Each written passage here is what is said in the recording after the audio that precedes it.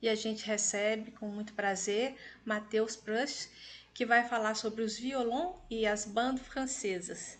Matheus é doutorando e mestre em musicologia pela UFPR, graduado em música na EMBAP, Unespar, premiado pelo programa Santander Universidade, especializou-se em violino histórico na ESMAI IPP, é professor da Universidade Estadual do Paraná.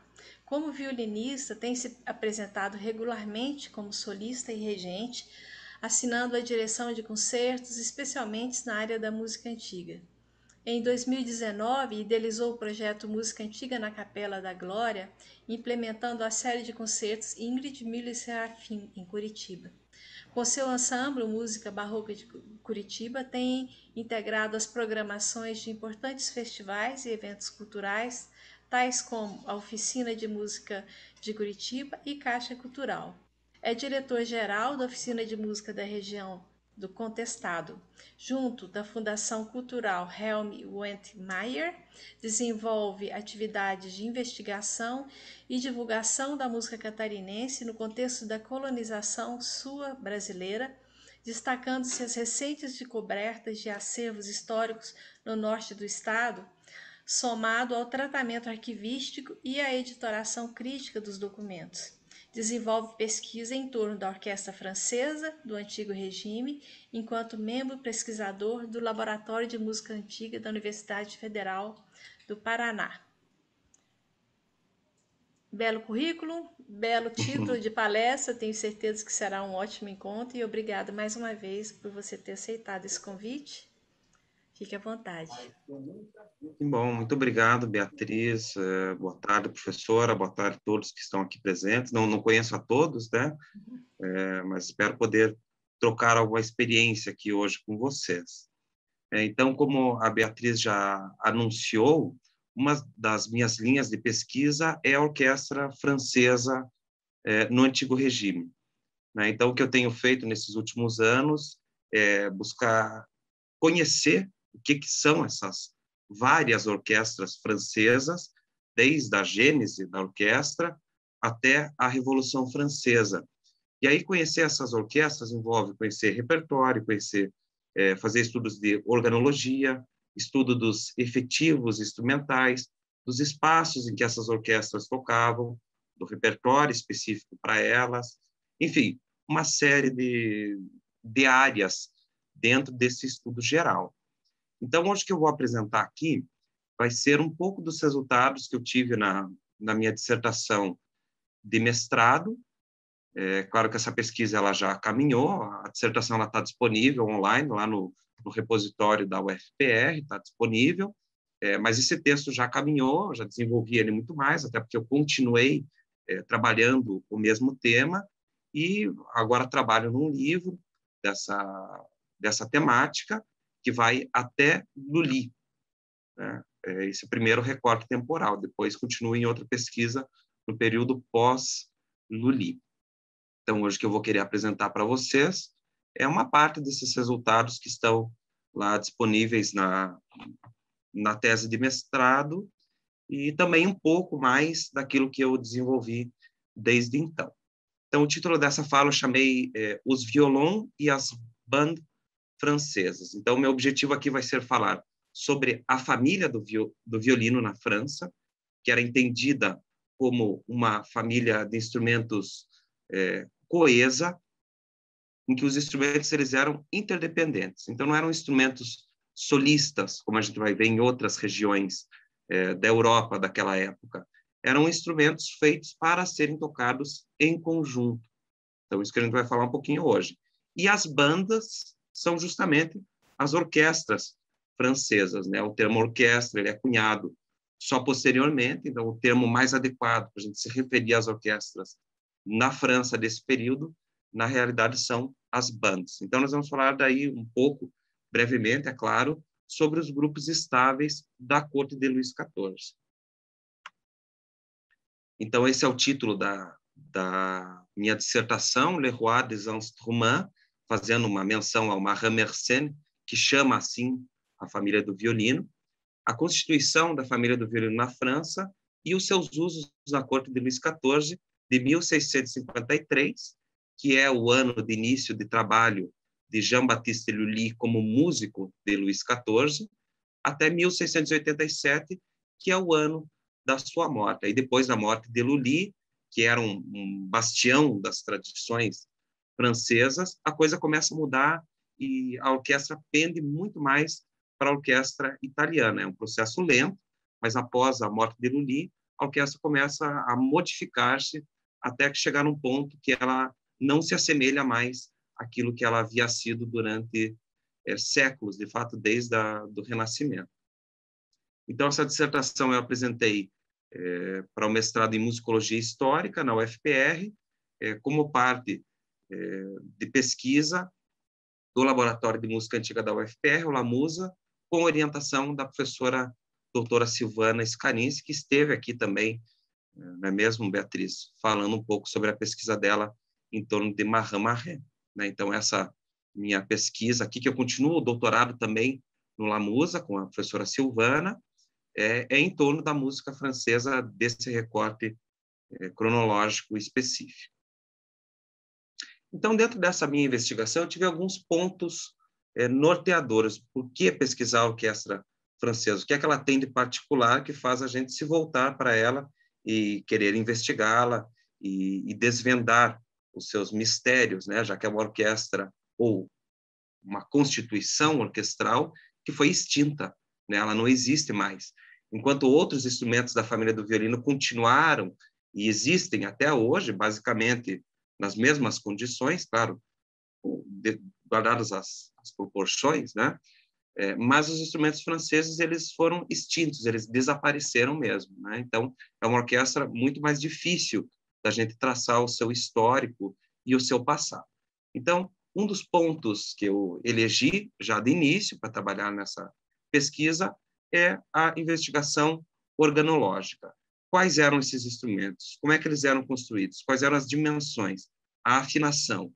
A partir disso, o que a gente pode inferir com relação a timbre, tocabilidade, sonoridade orquestral em geral? Então, por um lado, precisei ir para esse campo. E claro que ele é um campo muito desafiador, porque, como eu disse, os instrumentos não existem mais. Ou os poucos exemplares que existem foram modificados, né, para se adequar às demandas da época. Então, isso seria um dos campos. O outro seria as particularidades da orquestra francesa, em particular no tempo de Lully. Então, por um lado, a gente sabe os instrumentos, por outro lado, a gente tem que entender qual era o efetivo dessas orquestras, o equilíbrio entre as partes, a função dos determinados instrumentos. Quer dizer, hoje a gente continua fazendo essa música, mas a gente não tem as mesmas condições, né? Então, ter esses conhecimentos auxilia não só na interpretação historicamente orientada, com instrumentos originais ou réplicas, mas também pode servir para as orquestras modernas, que hoje vão se debruçar sobre esse repertório e vão encontrar lá demandas que a gente talvez não possa suprir com um instrumentário canônico, né? Então, também, um dos meus interesses era poder iniciar essa discussão, já que até então não havia ainda nenhum trabalho sobre esse tema aqui no Brasil. Muito bem, falando sobre os instrumentos e sobre a orquestra. Depois, sobre os aparelhos culturais de Luís XIV. A música dentro da corte de Luís XIV, que recebeu um grande interesse, foi amplamente fomentada, era seccionada em departamentos que trabalhavam especificamente para determinadas áreas. Então, um departamento era responsável pela música de câmara, outro pela música sacra, e um terceiro pela música da cavalaria, música feita ao ar livre. Então, nós vamos ter departamentos específicos com usos práticos particulares, né? Então, me interessava também conhecer esses departamentos do Luís XIV e os corpos estáveis, né? Saber como é que eles eram constituídos, que tipo de repertório que tocavam e todas as outras questões que eu já mencionei. Eu não adentrei nesse trabalho na Ópera de Paris, que daí já é ainda um outro desdobramento, que é o que eu continuo estudando hoje. Já saí da corte, agora fui para o teatro. Porque o teatro ele surge no meio do caminho, né? Quer dizer, ele vem como uma consequência das práticas da corte, né? Então, primeiro me debrucei sobre a corte, para depois poder, então, chegar daí na Ópera de Paris. Os usos musicais, quer dizer, já contempla tudo isso que eu falei, né? Mas, basicamente, eu elenco isso aqui, e linguagem musical e contexto, para a gente saber o que era feito e quais paralelos é que a gente pode fazer com esse estudo mais duro do instrumentário e dos efetivos, né? Quer dizer, o que eu defendo é que não existe uma orquestra francesa. É claro que isso que eu vou dizer pode parecer bobagem, pode se aplicar para qualquer orquestra, né? Mas existe uma orquestra para cada tipo de repertório. Tudo vai depender desse instrumentário que a gente tem, como é que os compositores manipulam essas ferramentas que eles têm à disposição.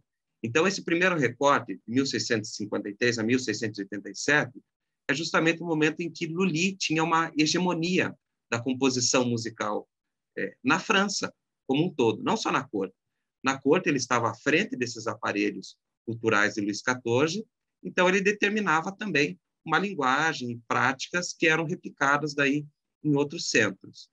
Depois da morte de Lully, quer dizer, essa hegemonia é desfeita e as coisas começam a se modificar. Então, por isso que aqui eu tenho um recorte específico e esses pontos particulares para trabalhar.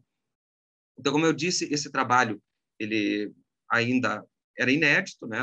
Não havia nada escrito sobre a orquestra francesa, assim, especificamente nesses parâmetros aqui que eu defini. Então, a minha intenção era de cobrir o maior número de assuntos possíveis para abrir um guarda-chuva que depois pudesse partir para enfoques mais específicos. Então, vamos adiante, então, ver o que falaremos aqui sobre a orquestra. Então, eu começo já com uma questão. O instrumento ou os instrumentos? O que é que representa o violino na França desse período específico? Ele é entendido como um instrumento solista ou como um instrumento de ensemble? O que a gente vai ver na prática é que até o final do século XVIII, o violino manteve essa tradição renascentista de família instrumental. Os instrumentos eram interdependentes, codependentes, e foram pensados para serem utilizados em grupo e, na prática, continuaram a ser utilizados dessa forma até a morte de Lully.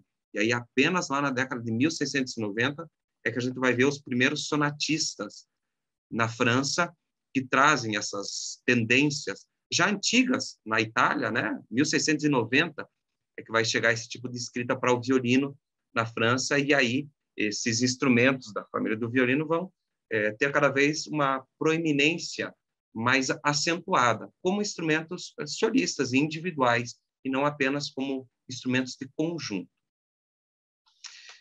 Muito bem, como esses instrumentos são muito particulares, como eu disse, eles até foram extintos ao longo do tempo, a gente precisa coletar uma série de informações para poder chegar a conclusões e que não vão ser definitivas na realidade.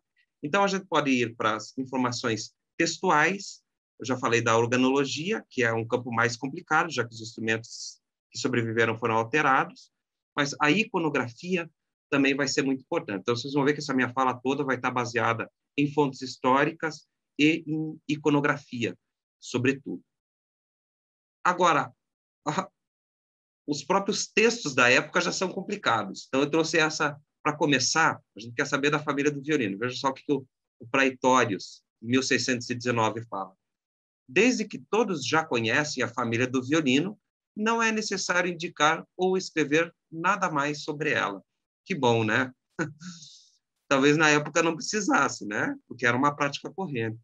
Mas hoje, para nós, essa escrita tão sucinta do Praetórios, claro que ela revela alguns dados, mas ela nos deixa na mão em outros, né? O que ela revela é que existia uma prática muito viva, que não era nem necessário descrever, e que essa prática deixou de existir, ou seja, há uma descontinuidade. Isso é um indício de que existia uma prática particular naquele momento específico em que ele estava falando.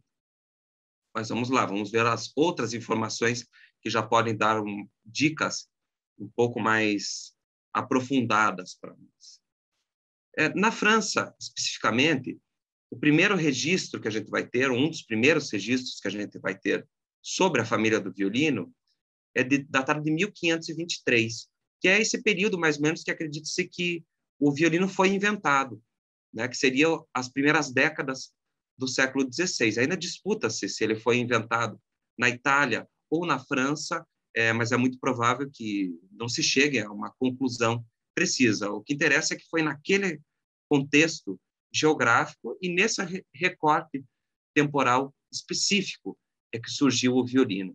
Então, a gente vê lá em 1523 um registro do Tesouro Geral de Savoy do pagamento de 6 escudos para os trompetes e os violão, né, que a gente vai ver depois, que era uma formação instrumental bastante corriqueira. O violino considerado como um instrumento alto, no sentido de que era um instrumento forte, um instrumento para ser tocado ao ar livre, um instrumento rude, que era apareado com instrumentos de percussão e instrumentos de sopro de metal da época. Então, aqui a gente já tem um registro dos violão. É claro que aqui não fica claro se ele fala de violão como um dos exemplares, como, por exemplo, o violino, ou se ele fala do violino como família. Já entre cerca de 1529 e 1536, a gente vai ter uma série de pinturas do italiano Gaudenzio Ferrari, importantíssimas para o estudo dessa gênese do violino. Ele ilustra diferentes modelos da família do instrumento, eu vou mostrar aqui depois para vocês, já divididos em diferentes tamanhos, então indicando que um seria para um registro de soprano, outro para alto tenor e outro para baixo. É um consenso entre os pesquisadores da área de que o violino não surgiu como um instrumento independente, mas sim como uma família, um conjunto de instrumentos. Então, muitas vezes se discute o que é que apareceu primeiro, o violino ou a viola da Braccio. Na realidade, o mais provável é que eles tenham surgido no mesmo local e ao mesmo tempo, concebidos para serem utilizados em conjunto, de acordo com a gênese de vários outros instrumentos, né, nesse período. Ou pelo menos a formulação das constituições que seriam mais características depois ao longo do século XVI e século XVII. Agora, como é que eram construídos esses primeiros violinos? Não era exatamente como a gente conhece hoje. Em 1555, Nicola Vicentino, em La Antica Musica, descreve a existência de violas de arco, que seriam violas da Braccio, com 3 cordas. E aqui eu coloco em italiano, viole d'arco com 3 corde senza tasti. O senza tasti é um indicativo de que ele não está falando de violas da gamba, que tem trastes, mas sim de instrumentos da Braccio, da família do violino, que uma das características é que não tem trastes, né? São instrumentos não temperados. Então, esses violinos originários, a gente vê aqui em 1555, ainda violinos, com características mais rudimentares. Ele seria modificado a partir dessa segunda metade do século XVI, chegando numa forma que o Boyden, o David Boyden, que é um grande pesquisador da história do violino, vai chamar do verdadeiro violino, que é o violino que a gente conhece como hoje, com 4 cordas, afinado em quintas, com uma forma de construção já mais semelhante àquela que continuou. E, na realidade, em última análise, a construção do violino não mudou muito ao longo desses séculos. Existem especificidades, é claro, de acordo com o período histórico, mas, em termos gerais, a construção ela é basicamente a mesma. Quer dizer, hoje a gente ainda utiliza formas de construtores do século XVI e do século XVII para fazer violinos, né? A construção ainda é muito similar. Então, por isso é que ele chama esse violino que aparece a partir de Jean de Fer como o verdadeiro violino. Então, em 1556, na França também, a gente vai ter uma publicação que é importante não só para o violino, mas para a música em geral, que é o Tratado Epitome Musical, do Jean de Fer, e, em especial para o violino, ele tem uma importância histórica sumária. É o primeiro texto que traz uma descrição textual da família do violino. Ele vai explicar questões de construção, de usos, de afinação, e vai nos informar que o violino era um instrumento de ensemble e não um instrumento individual solista. ver se eu consigo seguir aqui. Muito bem, então o que eu estou trazendo aqui para vocês é uma imagem, talvez do quarteto de cordas mais famoso da história, Platão, Aristóteles, Hipócrates, é uma coisa incrível, né? Olha a fantasia dos caras da época, né? Mas representando a Sinfonia de Platão, representando o espírito clássico aqui em 1516, né? O Platão como a razão, o equilíbrio, o bom senso, né? Representado aqui também no equilíbrio instrumental. Esses instrumentos que aparecem na imagem, todo mundo consegue perceber que não são exatamente violinos, né? Mas eles representam instrumentos de cordas com arco tocados com posturas similares àquelas que serão apresentadas ao longo dos anos na família do violino. Então, a gente já consegue notar aqui instrumentos de diferentes dimensões. Um instrumento menor, que já corresponde, evidentemente, pensando no ensemble, a voz mais aguda, que a gente pode chamar de soprano, que vai ser chamado de descantos ou de dessi, que é a voz mais aguda. Depois, o instrumento mais grave, que na França vai ser chamado de haute contre. Depois, um pouco maior, que vai ser chamado de taille. E depois, o mais grave, que é chamado de basse. E no caso da família do violino, sempre de si, de violon, ou de contre de violon, etc. Você fala um registro vocal de violon. É assim que se referiam à época a esses instrumentos. Então, só ilustrando aqui, em 1516, esse processo de desenvolvimento da família do violino. E aqui, como eu já citei antes para vocês, uma pintura de Gaudenzio Ferrari, claro, um detalhe. E aqui a gente já consegue observar um dos primeiros exemplos de pintura de instrumentos que a gente pode dizer que são verdadeiramente instrumentos da família do violino. E muito interessante, importante de destacar aqui, que eles aparecem em ensemble e não como instrumentos individuais. Então, a gente pode notar aqui um instrumento grave, sem trastes, depois um instrumento um pouco maior, e aqui um instrumento menor. Isso aqui não é um violino, isso aqui é uma lira, né? Mas, bom, são 4 instrumentos, vocês viram antes também 4 instrumentos na outra gravura, né? Até porque a composição vocal aqui até o final do século XVI, tradicionalmente, era a 4 vozes, depois vai ser acrescida de uma 5ª voz na França, lá no final do século XVI, e aí a gente vai ver um aumento também de mais um instrumento na família do violino, que vai ter 5 instrumentos, e não mais 4. Então, essa pintura que eu mostro para vocês, historicamente, ela é fundamental para a gente poder entender o violino lá na sua origem.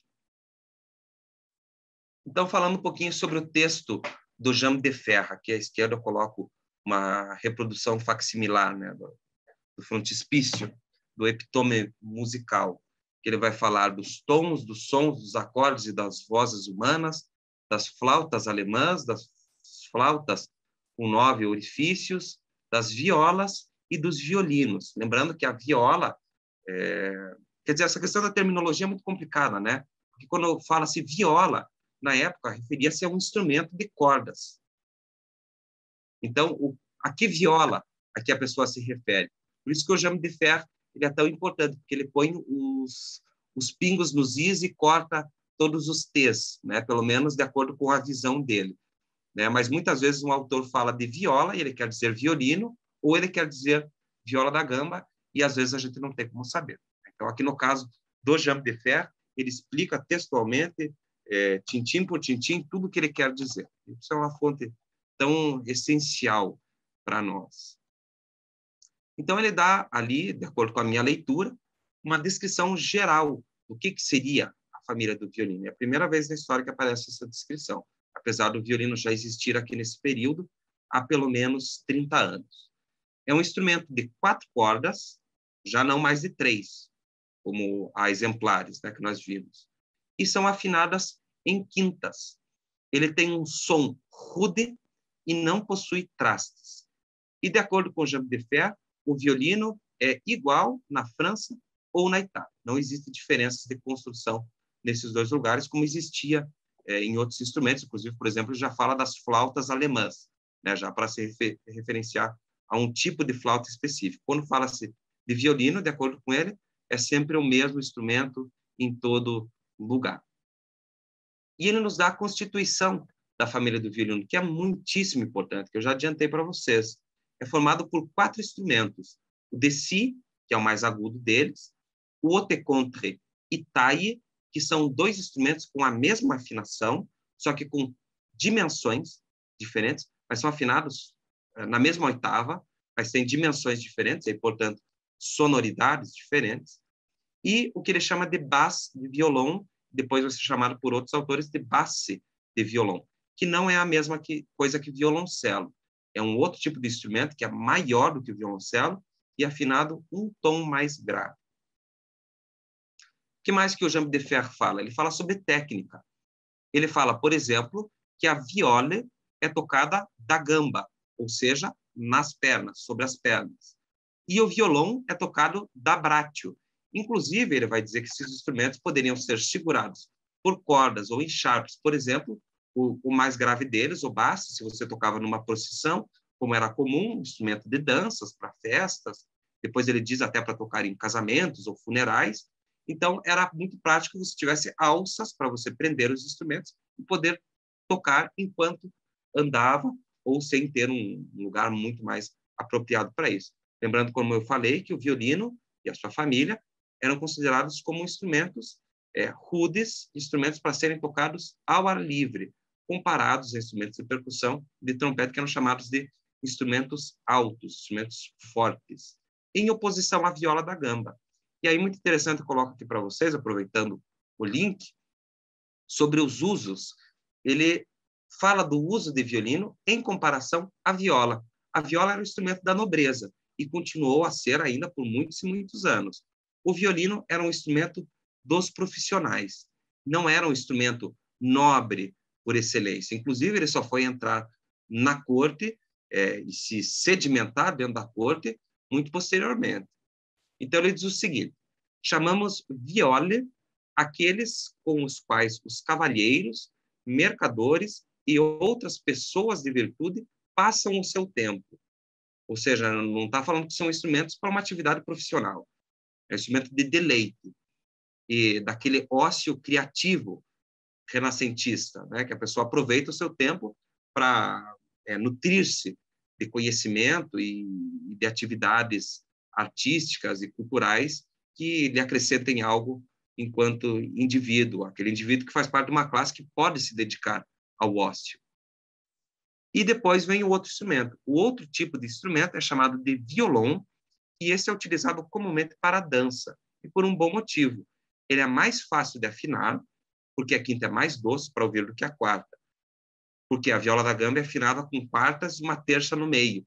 O violino é afinado em quintas, né? Então ele diz aqui que a quinta é mais fácil de ouvir, é mais fácil de afinar. Não perde tanto tempo afinando quanto você perde uma viola. Ele diz que isso é uma vantagem do violino. Também é mais fácil de carregar, evidentemente, né? O que é necessário para a condução de casamentos ou funerais, né? Como eu falei, para você tocar em procissões, o violino também tem essa vantagem, que ele é um instrumento da braccio, você pode tocar andando, e mesmo o exemplar que é da gamba, você pode prender com uma alça e tocar em pé sem problema nenhum.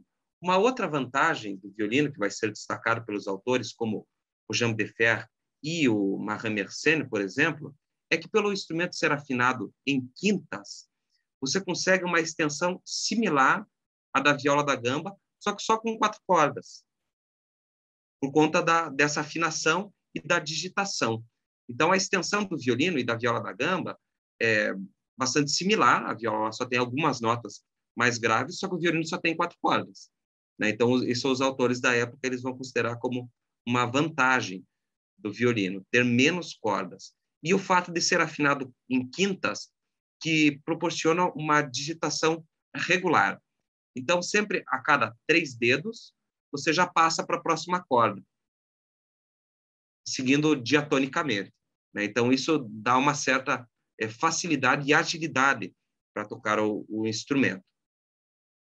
Então, falando, claro, de acordo com o que eles estão dizendo, mas é claro que faz sentido. Em termos práticos, é uma digitação contínua, né? Então, facilita para tocar coisas rápidas, e aqui muito importante para tocar danças e muitas danças ágeis que eram necessárias, e o violino tendo essa capacidade rítmica, que vai ser sempre muito ressaltada e vai ser muito benquista dentro da corte francesa, que era uma corte que nutria um grande interesse pela dança, né? Inclusive, o balé de corte vai ser a principal forma de entretenimento e de espetáculo na corte, até o advento da ópera, que vai aparecer só lá na década de 1670, na França, né? A Tragédie en Musique, lá com Lully, só aparece nessa época. Até então, e desde o século XVI, era o balé a principal forma de prática musical dentro da corte. E tem mais um dado aqui muito importante que eu destaco para vocês, do Jean de Fer, que é o último ali, que ele diz o seguinte: poucas pessoas utilizam os violão, a não ser aqueles que sobrevivem através do seu labor.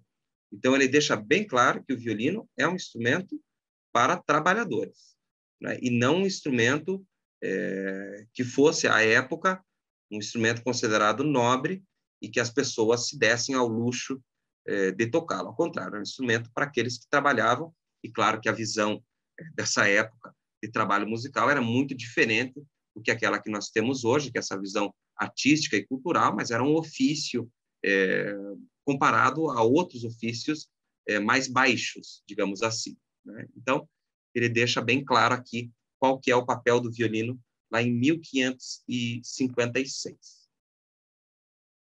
E aí eu trouxe para vocês, aproveitando tudo isso que ele falou, está muito bem ilustrado nessa imagem de um balé de corte do rei Henrique III, em 1580, pintado por um anônimo francês.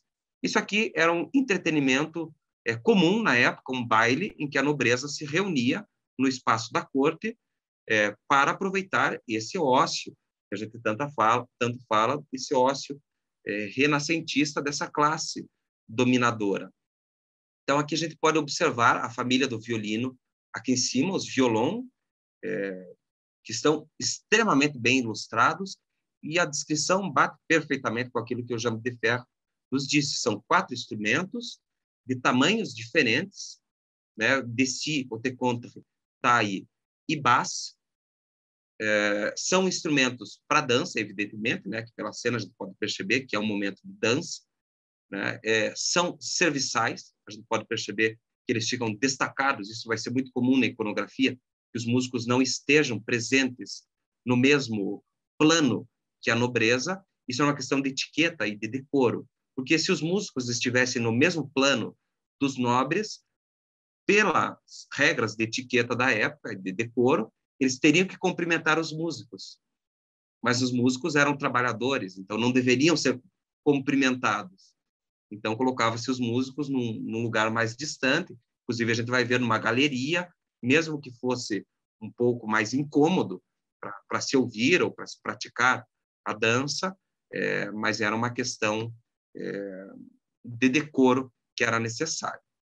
Então fica essa ilustração que coloca a família do violino como grupo, como ensemble, com todos os seus pares aqui constituintes, com uma função específica, que é a de produção de música, em um ambiente particular, que é dentro da corte, que vai caracterizar, sobretudo, aqueles tópicos que a gente vai tratar um pouquinho mais adiante. Aqui tem uma outra ilustração, também agora da Rainha Elizabeth I, por um pintor anônimo, e aqui nós vemos agora 3 instrumentos dessa família, não são os 4, são os 3, e conforme a gente vai ver nas contratações dos grupos musicais de Luís XIV, os efetivos musicais variavam grandemente. Por exemplo, na Capela Real, a gente vai ter em um momento que, além do órgão, nós temos um dessi de violão. Depois temos um dessi e um basse. Depois um dessi, uma parte intermediária e um basse. Depois 2 dessi, ou seja, tinham um interesse particular em se destacar determinadas vozes. Então, sempre era preferível que você valorizasse os extremos do ensemble. Então, se você só tem 2 vagas para você contratar, você coloca primeiro uma melodia e depois um baixo. Se você tem mais uma, você coloca uma voz intermediária. Depois, você reforça os extremos novamente. e depois você põe mais uma voz intermediária. E assim sucessivamente, conforme você possa contratar. E se a gente olha historicamente os ensembles de Luís XIV, a gente vai poder perceber que isso era um procedimento comum em todas as esferas, seja na Câmara, na cavalaria ou na igreja. Era uma prática comum, justamente pelos interesses sonoros particulares que eles nutriam à época. Ao longo do tempo, o violino vai adentrando, aqui já quis ilustrar com essas imagens também, ele vai adentrando a corte e vai se estabelecendo como um instrumento muito bem quisto e para muitas funções. Sendo a dança uma das bases da rotina da corte francesa, com os espetáculos, as práticas musicais de câmara, a dança sendo um dos requisitos de formação da nobreza também, assim como seria a música, vai surgir a figura dos maîtres à danser ao longo do tempo e que habitualmente também eram violinistas, né? E também desenvolve-se daí instrumentos, como todos nós sabemos, como esse que está ilustrado aqui na imagem, que seria um violino de bolso, né? Que ele não tem uma intenção de performance, mas sim de produção sonora para os ensaios e para as aulas, né? E de bolso, porque realmente era posto nos bolsos para ser carregado, era muito mais prático, né? Mas era uma atividade, que eu utilizo essa imagem para ilustrar, que juntava tanto a dança quanto o instrumento. Isso é muito importante destacar, porque vão ser figuras indissociáveis na França. Mesmo depois da invenção da ópera francesa, inclusive com grande interesse lá no século XVIII. Violino e dança vão ser pares contínuos ao longo da história francesa. Como eu já coloquei para vocês aqui, a dança era um dos principais espetáculos da corte no século XVI, e dentro desse ideal de Luís XIV de valorização de aspectos culturais nacionais como forma de estabelecimento de um imaginário real e como um auxílio para o estabelecimento da corte naquele período, a dança vai ser nutrida em detrimento de práticas estrangeiras, né? Então, é um patrimônio cultural francês que foi muito valorizado ao longo das gerações, justamente por ser um aspecto de grande representatividade cultural, né? E aí, depois do século XVIII, ainda daí vão vir outras formas de expressão, mas sempre com essa associação de um tipo de instrumentário particular que melhor casa com a atividade de dança. Lully, por exemplo, a gente sabe que ele era violinista e também era dançarina, era maître à danser, além de ser compositor e tudo mais o que ele foi. Luís XIV também era dançarina, apesar de que não era violinista. Lully também era guitarrista, né? Também tocava guitarra barroca. Instrumentos muito propícios para a prática de dança dessa época. Então, seguimos. Depois de Jean de Fer, falando da tratadística em torno do violino e da sua família, existe um texto que é de suma importância, que é o Tratado Harmonie Universelle do Marin Mersenne, que é um texto que é importante para toda a história da música, para qualquer instrumento que você pensar, e não só isso, para astrologia, para matemática, enfim. É um título com vários volumes, com vários livros dentro deles, e o quarto livro é dedicado aos instrumentos de corda. E aí, portanto, fala sobre o violino. Então, o livro de cordas é de 1637, né? Apesar que muitas vezes referencia-se como 1636, na verdade, o quarto livro é de 37, né? E foi uma publicação que veio em latim e também em francês, né? Então, depois de Mersenne, é a nossa grande fonte com relação ao violino. E a gente pode perceber uma continuidade de tradição dentro daquilo que foi explicado pelo Jean de Fer, o que confere ao Jean de Fer uma importância ainda maior, né? Ou seja, não é um texto passageiro que ele escreveu, ele estava relatando uma prática que já estava se estabelecendo, ou já era estabelecida naquele momento, e que teria uma continuidade e que chegaria depois, em Lully, lá na década de 1650, com a mesma forma e o mesmo conteúdo. Esses instrumentos que foram descritos lá atrás pelo Jean de Fer só vão, na realidade, só vai ser acrescido um instrumento no final do século XVI, mas depois disso, o ensemble só vai se modificar depois da morte de Lully, e muito lentamente. É só lá no início do século XVIII que a gente vê uma mudança mais radical do ensemble das cordas na França. Então, você veja, desde Jean de Fer até o início do século XVIII, a gente tem uma continuidade de instrumentação na França, algo que já havia caído em desuso em outros locais, né? Como, por exemplo, essa prática dos violão como um ensemble com partes de extremo, um grave, um agudo e um grupo de partes intermediárias, foi imitada por vários locais da Europa, como a corte inglesa, logo depois da criação dos 24 Violons de Roi. 5 anos depois, eles já criaram os 24 violinos do rei deles, imitando a corte francesa. É uma prática que vai continuar na Bélgica, em outros locais, também vai ter uma grande influência na Península Ibérica, mas vai caindo em desuso. Na França, por condições muito variadas, dentre elas, muito importante a atuação de Lully, como esse bastião da tradição cultural francesa, é que vai permitir essa perpetuação dessas práticas e faz com que a França seja um local tão particular para se discutir a família do violino. Então, veja só o que é que o Mersenne, ele fala vastamente sobre a família do violino, tá? Mas destaquei um parágrafo dele. Ele diz o seguinte: ora as belezas, ora as delicadezas que se praticam com os violão são em tão grande número que se pode preferi-lo dentre todos os outros instrumentos, porque os seus golpes de arco são por vezes tão encantadores que não temos mais os inconvenientes, os tremblements e flattements da mão esquerda, o que compele os ouvintes a confessarem que o violino é o rei dos instrumentos. E daí que eu coloquei essa referência no título da minha dissertação, que logo que eu coloquei essa referência, já um organista me escreveu e disse: não, o órgão é que é o rei dos instrumentos. Por que a gente tem que entender? Eu queria destacar essa coisa do violino é o rei dos instrumentos, porque não é o violino sozinho, é o violino enquanto família. Ele se refere aos violão. E os violão têm essa capacidade orquestral.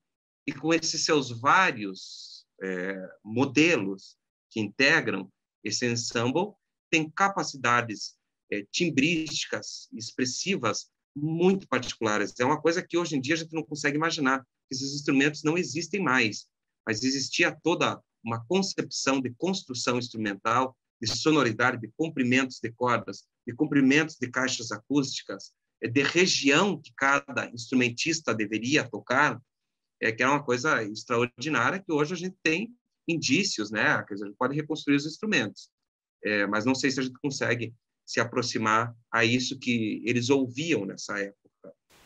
E aqui, em 1636, 37, que o Mersenne publica esse volume, os 24 Violons du Roi já era uma orquestra estabelecida, né, e seria um símbolo francês até quando da sua extinção, em 1761. E até hoje a gente, quer dizer, quando a gente ouve falar desse grupo, a gente já remete à corte francesa, né? Então continuou sendo um patrimônio francês estabelecido de forma canônica.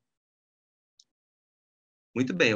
Claro, pelo texto do Mersenne, dá para ver que ele era um grande fã do violino mesmo. E é interessante que o Jean de Fer fala que o violino é um instrumento de profissionais, que poucos tocam, e que não é um instrumento que a nobreza vai se dignar a tocar.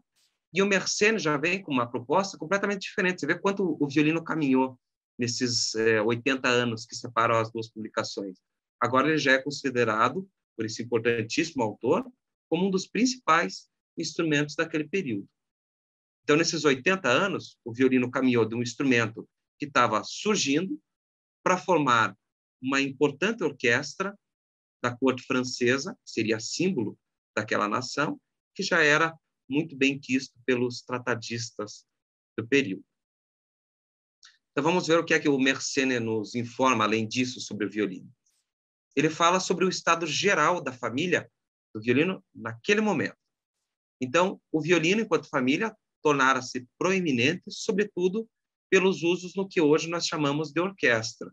Como eu falei, o termo mais propício seria bandas de violinos, como era chamado naquele momento. Qual que é a etimologia de orquestra? Primeiro, a orquestra vai ser referido como o local onde os músicos vão tocar. Depois é que a gente vai ter a definição de orquestra como sendo um grupo instrumental.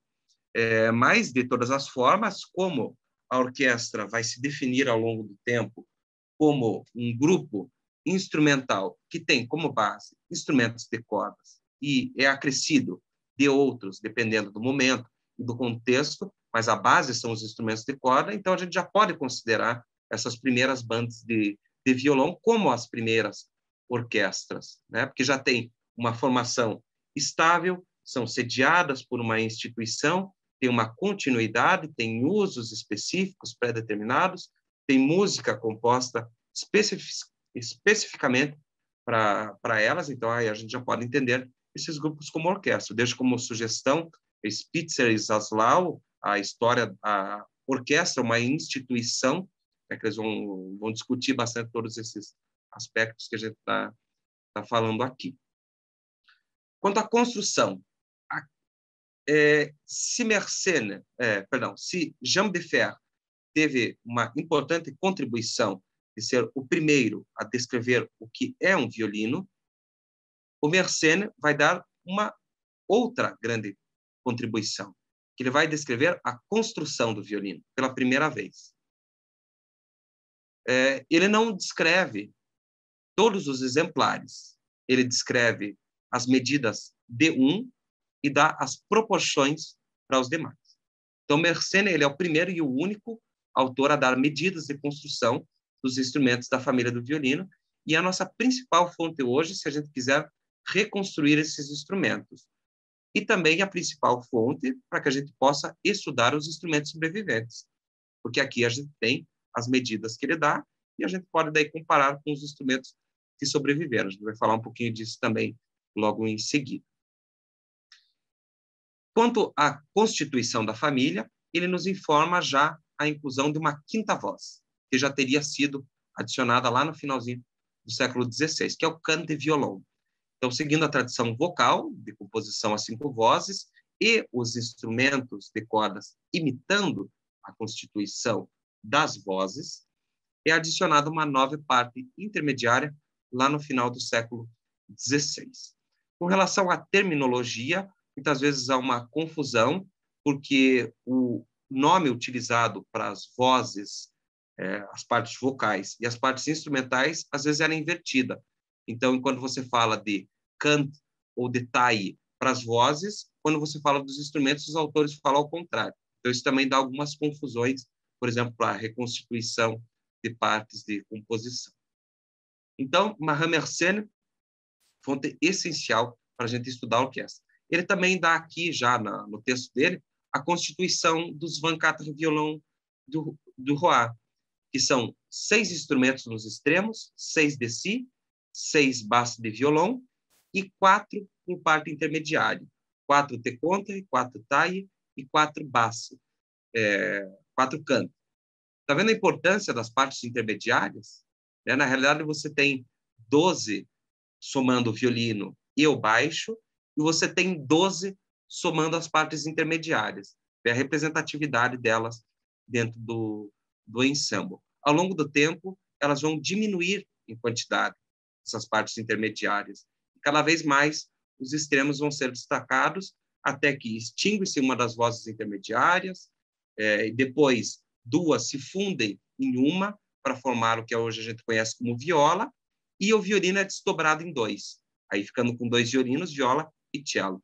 Mas até aqui, nesse momento, e até o início do século XVIII, nós vamos ter um instrumento agudo e um grave no extremo e 3 vozes intermediárias, todas construídas com a mesma afinação, mas com dimensões físicas diferentes.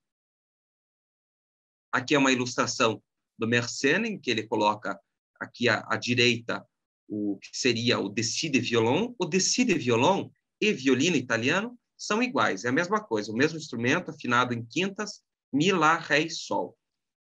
Mas é chamado de deci, por essa relação com a classificação vocal. Esse instrumento do lado, já bem maior, né? É um basse de violão, que não é o mesmo que violoncelo, é um instrumento mais robusto do que o violoncelo. O comprimento da caixa acústica é cerca de 10 centímetros maior que o violoncelo, que é muito. Então, é um instrumento maior, mais robusto, mais grave, maior profundidade sonora.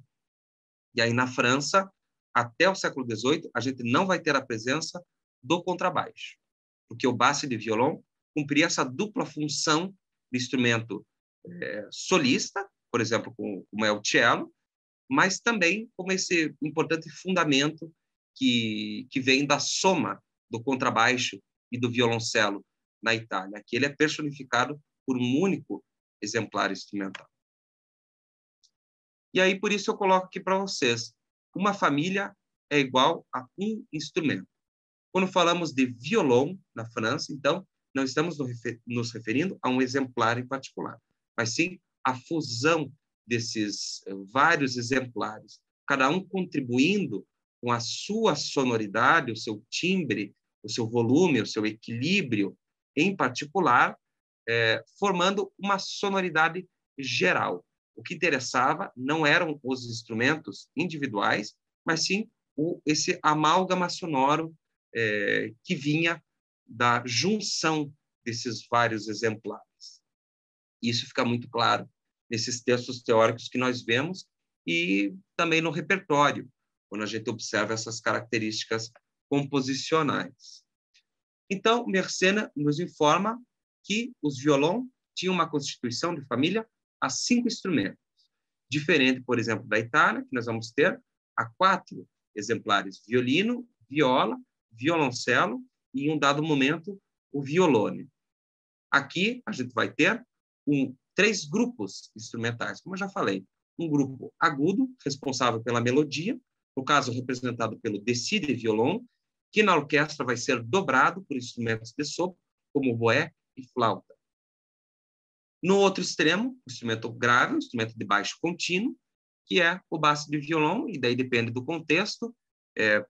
Podia, por exemplo, na Capela Real, somar-se com o contínuo do órgão, ou então na câmara, o contínuo do cravo, ou então, ao ar livre, não ter nenhum outro instrumento que o acompanhasse nesse grupo, né? Por exemplo, nas representações ao ar livre da Cavalaria Real.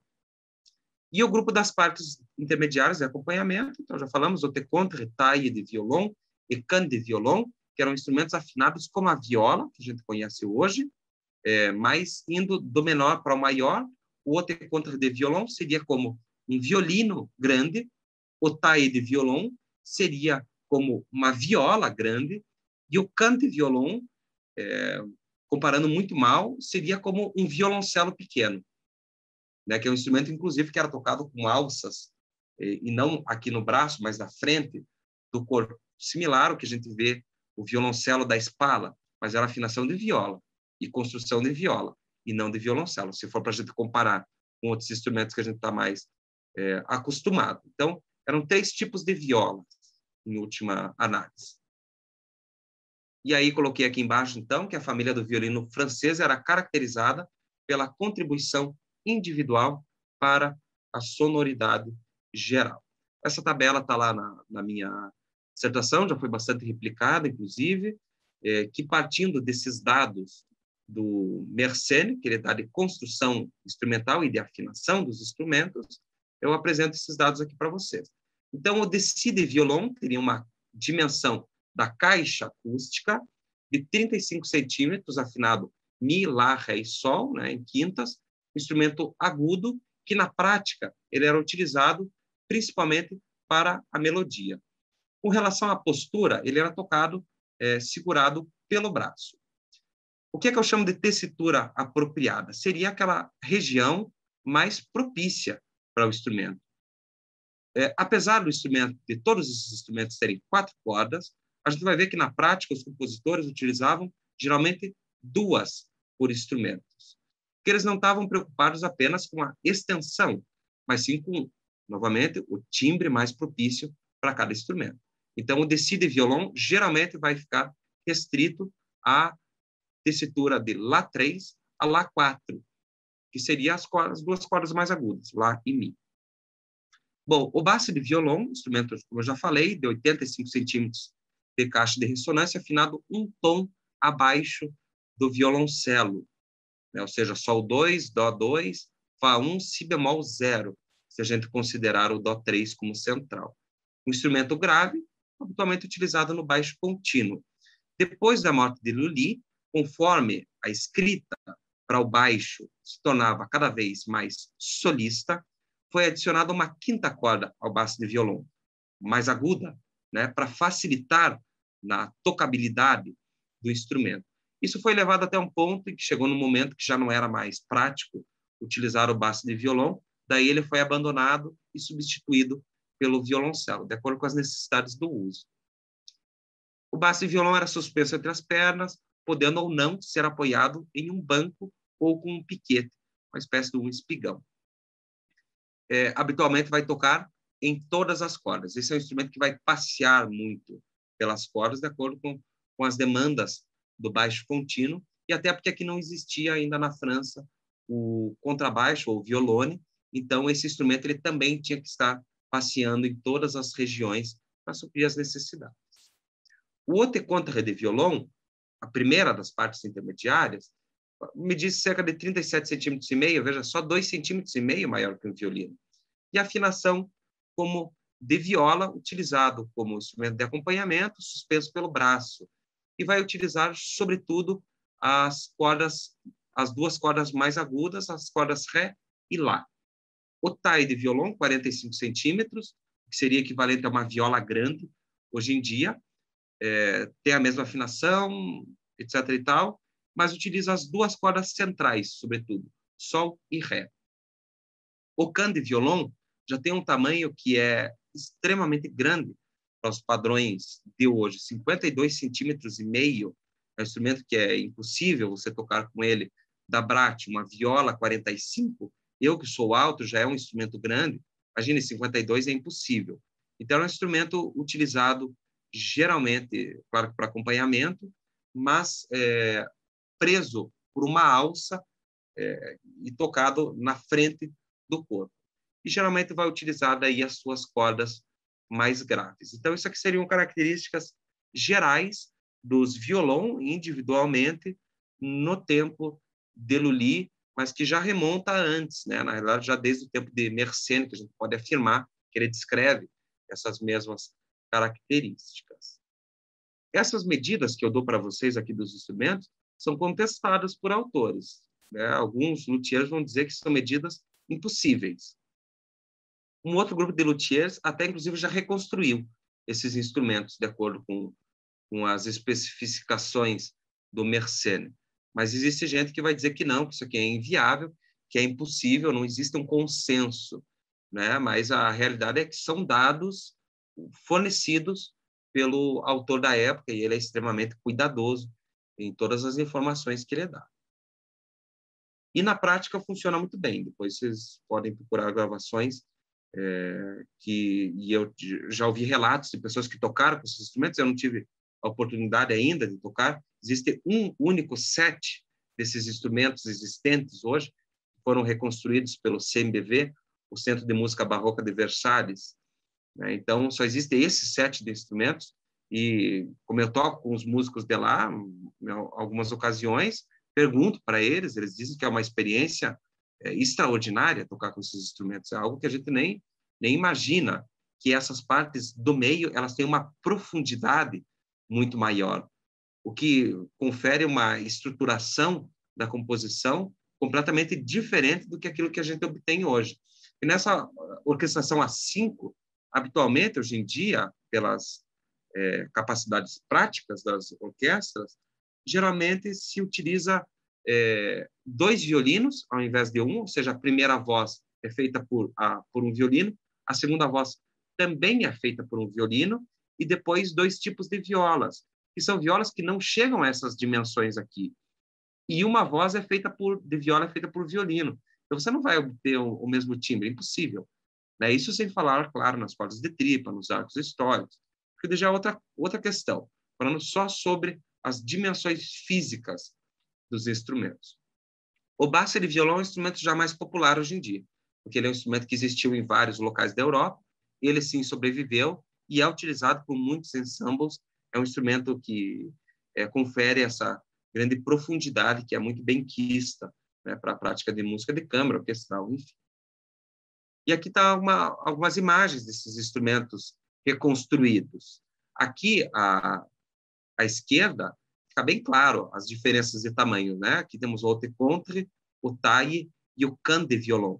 Pense que isso aqui é um pouco maior do que um violino, né? Já pensou esse último aqui? Está aqui na imagem ao lado, né? Que a gente pode ver esses instrumentos distribuídos na orquestra e, com certeza, a gente pode supor que a sonoridade de uma viola dessas aqui não é a mesma do que uma violinha dessas aqui, que hoje em dia é utilizada em orquestras, né? Então, o impacto do desaparecimento desses instrumentos para a sonoridade que almejava-se aqui nesse período foi crucial. Quer dizer, hoje a gente não tem mais como ouvir a música da mesma forma como que se ouvia, porque a gente não tem as mesmas ferramentas que eles dispunham na época.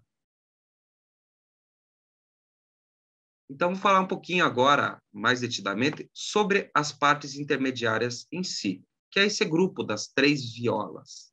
Como é que a gente vai encontrar isso descrito na bibliografia? Partie, partie du milieu, partie intermédiaire, partie de remplissage.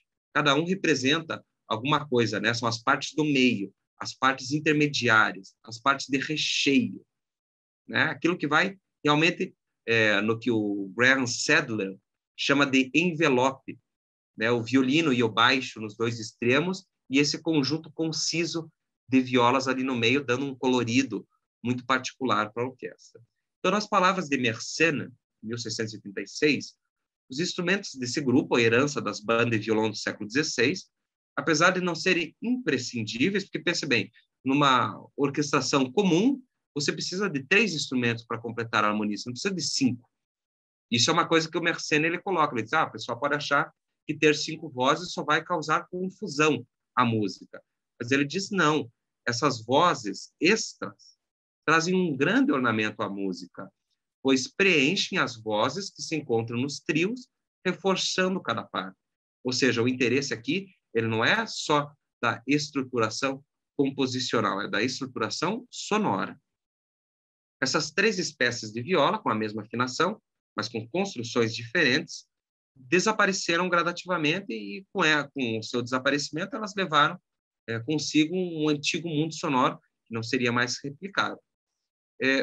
Posteriormente, 1760, já no período em que esses instrumentos não existiam, mas a tradição deles, de certa forma, perdurava no imaginário geral. O Rousseau, no Dicionário de Música, descreve a instrumentação característica das cordas da orquestra francesa lá em 1760. Ele diz o seguinte: também dividimos a música instrumental em 4 partes, que correspondem às da música vocal, que são chamadas de dessi, cant, taille e basse. Mas, geralmente, o dessi, ou seja, o violino, se divide em 2, e o taille se une ao cant sobre o nome comum de viola. Você vê a confusão que ele faz, né? Ele diz, a gente tem X vozes, como era no passado, né? Dessi, basse e 2 intermediárias, porque uma delas já tinha caído em desuso lá no início do século. Só que é o seguinte, a gente tem essas 4, mas esse aqui se divide em 2 e esses 2 se juntam em 1. Né? Então, ele tenta ainda explicar dentro de uma tradição que estava viva no imaginário comum, ou qual que era a instrumentação correta. Voltando um pouquinho no tempo, vamos para o meio do caminho. Em 1703, o Brossard, o Dicionário de Música, diz o seguinte: viola prima é o nosso haute contre de violon. Habitualmente, utilizamos a clave de dó na primeira linha para anotar o que se destina a esse instrumento. Viola seconda é o nosso taille de violon. Clave de sol na segunda linha. Viola terza é o nosso cante de violão. Clave de dó na terceira linha. Então, no tempo de Brossard, a prática da composição 3 vozes ainda estava viva e vai continuar viva até Rameau. Rameau ainda vai compor a 5 vozes, num determinado momento ele passa a compor a 4 vozes, inclusive tem exemplos de obras dele que ele revisou depois que já havia caído em desuso a composição a 5, daí na revisão ele já acompanha a 4. É interessante ver como esses materiais eles também eram retrabalhados, né? E muitas vezes, por exemplo, as óperas de Lully, elas continuaram a ser programadas e muitas vezes os revisores simplesmente omitiam a parte da viola que foi extinta e tocavam a si mesmo. Então tinha um dano estrutural com a composição, mas que eles, pelo jeito, não se importavam muito. Esses dados que eu coloco para vocês fazem parte de um artigo meu que vai ser publicado agora ainda numa edição da revista 433 nesse ano, e já adianto também que vou fazer uma fala nessa semana no encontro de poéticas musicais lá da USP, especificamente sobre as partes intermediárias e esse processo de extinção desses instrumentos ao longo dos anos. Eu já aproveito para deixar o convite para essa fala também. Ainda nesse ano, no início do ano, eu falei em Birmingham, lá no Congresso de Música Antiga, na Inglaterra, sobre esses arranjos de coros de Lully ao longo dos anos e o impacto da extinção do canto de violão. Quais que eram os procedimentos que eles utilizavam daí para compor com essa voz a menos. Bom, aqui estamos falando sobre descrições textuais. Agora, indo para o campo prático. Tem um texto muito importante do Karel Moens, de 2015, que ele vai descrever para nós o estudo dele com exemplares instrumentais, né, para tentar entender o que eram esses instrumentos franceses. Os instrumentos que existem em museus, eles estão catalogados corretamente? Por exemplo, o que é dito como viola, será que não poderia ser um haute contre de violon? E aí a gente pode ter mais indícios da prática musical desse período. O que ele fez? Ele fez um estudo com 50 instrumentos que estão conservados em 9 museus europeus, na Bélgica, Alemanha e na França. Então, ele foi estudar esses 50 instrumentos que ele acreditou que tinham semelhanças com essas descrições históricas de instrumentos franceses e foi ver na prática o que é que ele conseguia extrair de informação. Então, as principais dificuldades que ele encontrou foram a escassez de instrumentos sobreviventes em um estado suficientemente original. O que isso quer dizer? Ao longo dos anos, esses instrumentos foram completamente deformados. Por exemplo, um can de violão, que é aquele maior, poderia ter sido transformado num violoncelo para criança. Um haute contre podia ter sido diminuído para ser utilizado como violino. Então, isso era uma prática comum para se reaproveitar instrumentos, não ter que fazer um instrumento novo. Então, modificava-se os instrumentos existentes, mas às vezes chega num ponto que ele se torna irreconhecível. Né? Claro que daí a luteria tem seus processos de reconstituição instrumental, como a gente vai ver. E depois, uma das dificuldades que ele destaca é a imprecisão na atribuição dos respectivos construtores e da datação de fabricação. Então, eu trouxe um exemplo que coloca aqui bem claro para nós qual que é a dificuldade de ter esses instrumentos. Porque a gente olha, não, tudo bem, tem a descrição do Mersenne, tem alguns exemplares, a gente pode reconstruir hoje. Olha, gente, esses instrumentos sumiram no início do século XVIII, faz muito tempo, uma tradição que se perdeu, que morreu. Então, os desafios para você reconstituir são imensos, porque diferente do instrumento que caiu em desuso, mas exemplares foram conservados e depois podem ser replicados, nesse caso, eles foram de fato extintos. Então, vamos ver um exemplo. Um instrumento particular que ele estava estudando era atribuído a um tal Ludovicus Gershon e foi construído em 1763. A etiqueta do instrumento, que vai dentro lá do instrumento, que traz os dados do autor, é tida como apócrifa, ou seja, não é original, não representando a origem real do instrumento, que, segundo o autor, é anterior à data de escrita. Ou seja, a etiqueta traz uma informação, mas de acordo com indícios de datação de madeira, de verniz, de construção em geral, esse luthier chega à conclusão de que esse instrumento é anterior a essa data. A caixa de ressonância mede 42,5 centímetros, mas ele encontrou traços de recorte da madeira que indicam que originalmente ele deveria ser de 2 a 2,5 centímetros maior. Isso é bastante representativo para um instrumento de cordas.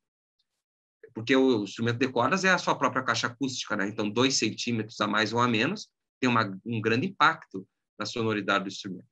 Então, considera-se que esse instrumento tenha sido construído para a Orquestra da Corte de Bruxelas, da época, que, segundo a influência francesa, utilizava 3 vozes intermediárias. E representaria, portanto, um exemplo de canne de violon que foi modificado e não de uma viola.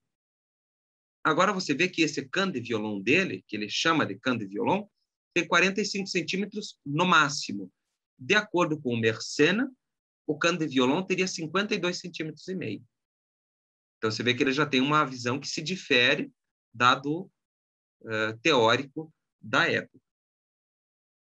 E aqui eu coloquei só a título de exemplo, é claro que isso tudo está lá no texto, quem quiser olhar em maiores detalhes, né, eu discuto esses exemplares que ele coloca, ele vai dar uma listagem, eu acho que, Beatriz, acho que eu não vou me detalhar demais aqui por conta do tempo, né, mas de acordo com os exemplares que ele estudou de Brandemburgo, da Bélgica e da Boêmia, ele chega à conclusão que a dimensão média do tampo desses instrumentos era de aproximadamente 40 centímetros, ou seja, um pouco maior do que aquilo que o Mersenne falou, de 37,5.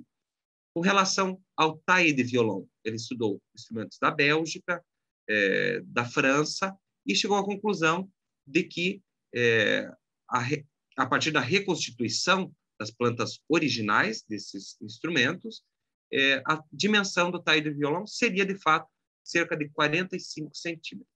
O canne de violon é o mais complexo de ser trabalhado. Todo mundo deve acompanhar hoje em dia, como tem um grande interesse pelo violoncelo da Spala, ou viola da Spala, que é um instrumento para violinista, vamos dizer assim, um violoncelo pequeno para ser tocado em frente ao peito. Quer dizer, muitas vezes não se sabe se é um canne de violon ou se é um violoncelo da Spala, os dois estão ali meio que num limbo muito complexo dos estudos da luiteria. Mas, enfim, ele estuda exemplares que podem chegar até a 54 centímetros de comprimento de caixa, ou seja, ainda maior do que Mersenne indica. Lembrando que a luiteria até hoje não é padronizada. Então, quando Mersenne dá as dimensões, ele está dando uma possibilidade, né? Mas até hoje as dimensões de construção são muito variáveis para todos os instrumentos. Então, na época também seria assim. Então, Mersenne, claro que não é uma fonte que deve ser tida como única, né? Mas sim, a gente tem que entender todo o contexto de construção instrumental para perceber que, na realidade, o que ele está dando é uma possibilidade de planta para aqueles instrumentos. Até que ele não dá a planta, né? Ele faz uma coisa mais complicada, que ele dá as proporções de construção de um instrumento para o outro. É um cálculo matemático lá bem complexo que os luthiers têm que trabalhar. Então, aqui também, só para... Isso aqui daí eu elaborei, a partir dos dados do autor, algumas dimensões possíveis desses instrumentos, que vão ter o haute contre, cerca de 39,5 centímetros, taille 45, e o cante, muito próximo do taille, também 45,8. As cordas vibrantes são muito diferentes. Isso que eu queria destacar para vocês. A corda vibrante do haute contre tem cerca de 33. A corda vibrante é do momento em que ela encosta no cavalete do instrumento até a pestana, que é ali onde depois ela vai para o cravelhal. Essa é a corda vibrante, a corda que conta, né? Ela não conta nos outros sistemas, é sempre quando ela toca num objeto, né? Essa é a corda vibrante. Vejam, todos afinados da mesma forma, mas a diferença deles chega a 8 centímetros, né? Ou mais até, porque o canto pode ir até 45 centímetros, ou seja, 11 centímetros e pouco de diferença. É muita diferença, né? E todos afinados de forma igual. A altura das laterais é muito importante também, é a bombatura do instrumento. Então, um tem 3 centímetros, outro tem 7 centímetros, que é bastante distinto também, né? A gente pode supor que a sonoridade vai ser bem particular. Bom, seguindo, Charpentier, Antoine Charpentier, um importantíssimo compositor francês desse período, nunca teve grande sucesso na corte, até por conta desse domínio que Lully tinha dentro da corte, mas Charpentier é um cara muito importante para a história da música francesa, porque ele deixa vários textos teóricos sobre a composição da época. Em um desses textos, que foi recentemente trabalhado por Thompson, ele dá a extensão das vozes instrumentais. E ele diz o seguinte, com relação às partes do meio: pode-se fazer o compor para essas três partes mais agudo ou mais grave, mas mais agudo elas são ácidas e estridentes, e mais graves são confundidas com o baixo.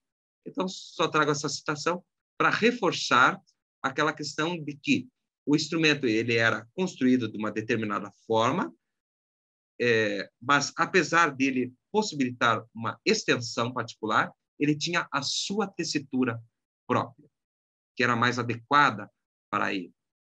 E o Charpentier dá, então, no seu tratado, a extensão de cada instrumento. Mas, analisando as obras de Charpentier, eu cheguei à conclusão de que ele também quebrava um pouco essas regras dele. Ele ia, em determinados momentos, mais agudo ou mais grave, como vocês podem ver aqui na parte do meio, coloco Charpentier obras. Depois eu descrevo lá no texto quais são as obras de referência. Mas é claro, porque se o instrumento tem uma região mais propícia, quando você quer um colorido particular, você foge dessa região. Ou seja, ele também tem essa possibilidade composicional e que era habilmente trabalhado pelos compositores. E eu comparei também com as aberturas das óperas de Lully, para ver qual que era a extensão que ele utilizava para esses instrumentos intermediários que estão aqui. E, muito interessante, eu coloco aqui também, a título de ilustração, de 1705, Le Cerf de la Vie et Ville, quando ele faz a comparação da música italiana e da música francesa, ele descreve os procedimentos de composição de Lully. E eu trago isso para ilustrar que isso era uma prática corrente, que não dependia da ideia de um único compositor. Ele diz o seguinte: o próprio Lully compôs as partes instrumentais intermediárias de seus principais coros e dos mais importantes duos, trios e quartetos. A parte dessas grandes peças, as principais peças das óperas, Lully compôs apenas a parte do dessi e do basse, confiando aos seus assistentes a função de escrever as partes do te contre, do taille e do canto.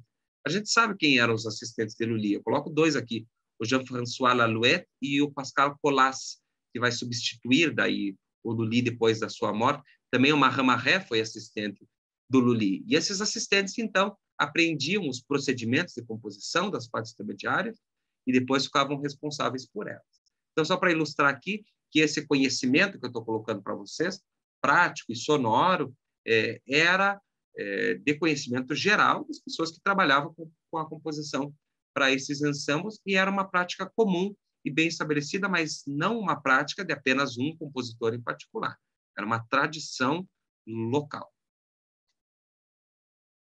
Inclusive, antes de Lully, a gente vai ter algumas descrições de que essas partes eram, inclusive, até improvisadas pelos instrumentistas das partes intermediárias.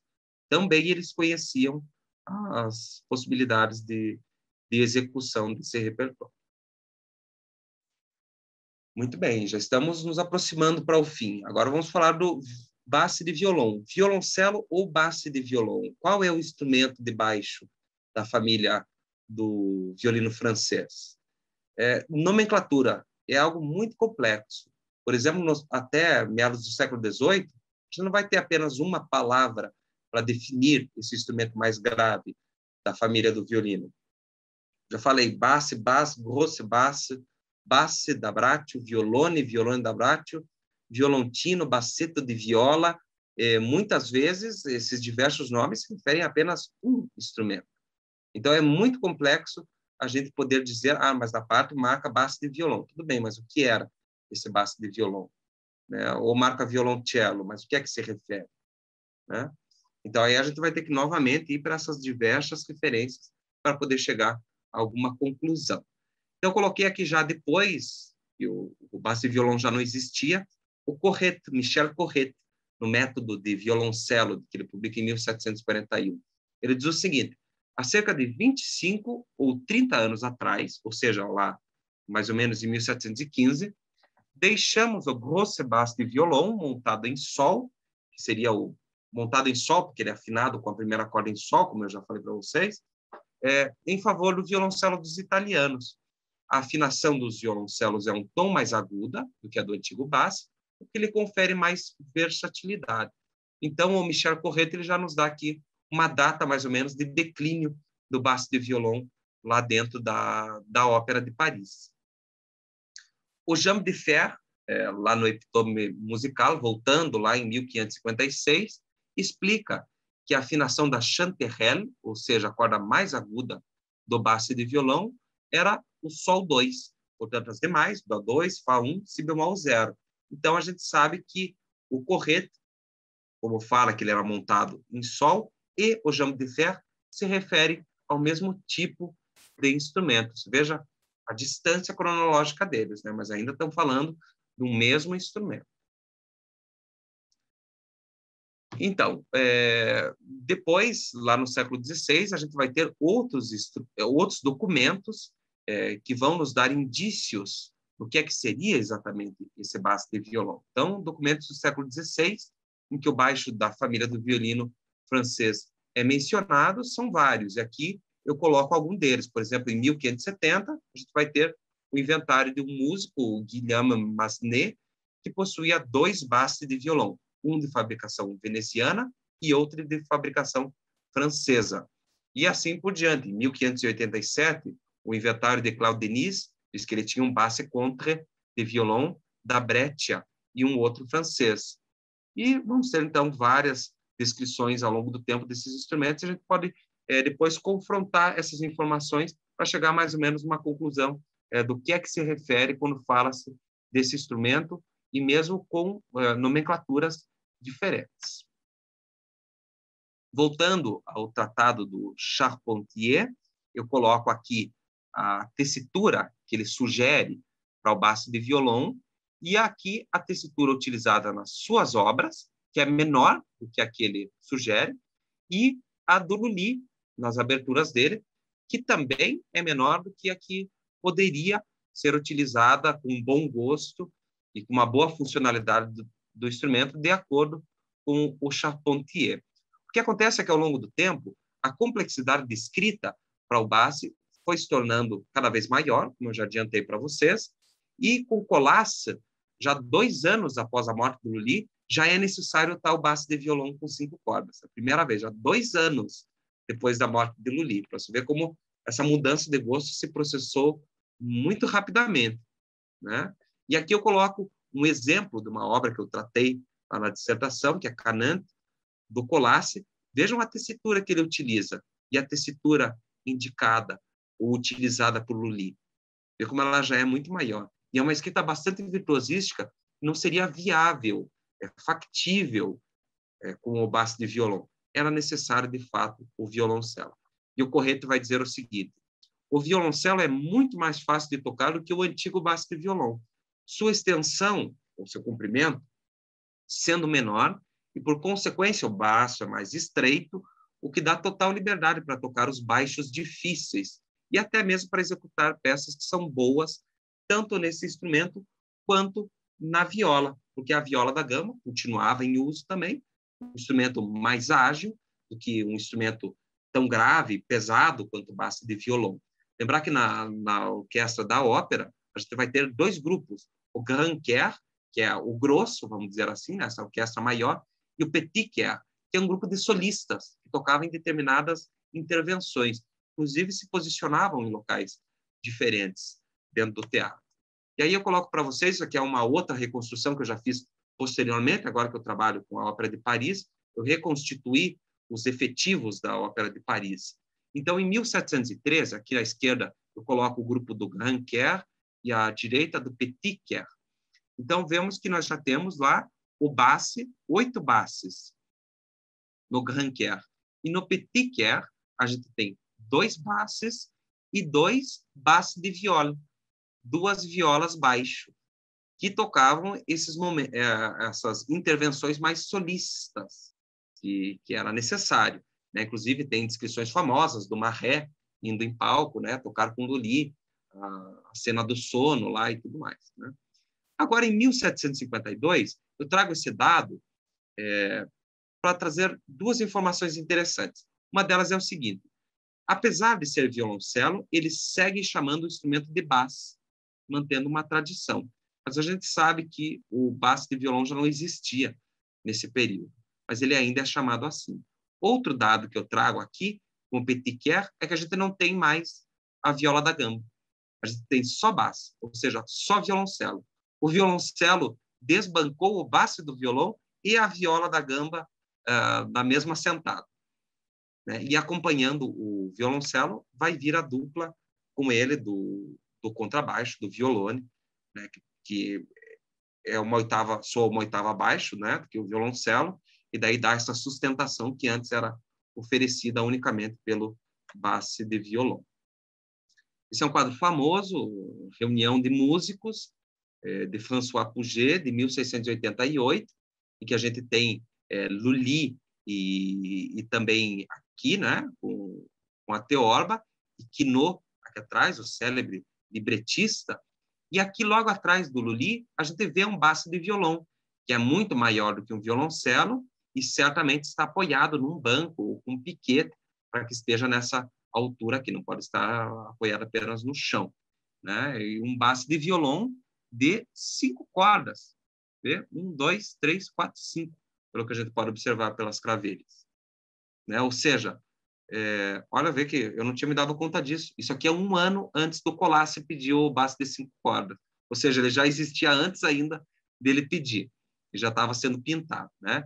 E aqui a gente vê também, muito importantes, os outros instrumentos, a viola da gamba, o violino, a guitarra barroca, Lully também era guitarrista, né? Então aí todos representados nessa reunião dos músicos. Essa imagem aqui, para mim, é tudo. Esse é um figurino, Apollon violão. Apollon, olha, Apolo, né? Representando essa razão, o equilíbrio, as proporções, né? Apollon violão, um figurino para o Ballet Royal de la Nuit, que é o balé famosíssimo que deu para Luís XIV a alcunha de Rei Sol, porque num dado momento Luís XIV surge de dentro do palco vestido todo de dourado, brilhando, etc. e tal. Tem o figurino famoso dele, né? Que veio trazer luz para a França, que estava saindo de guerras civis horrorosas que estavam acontecendo lá em Paris, as guerras do Fronde, né? Que é de embates civis da nobreza com a corte e coisa e tal.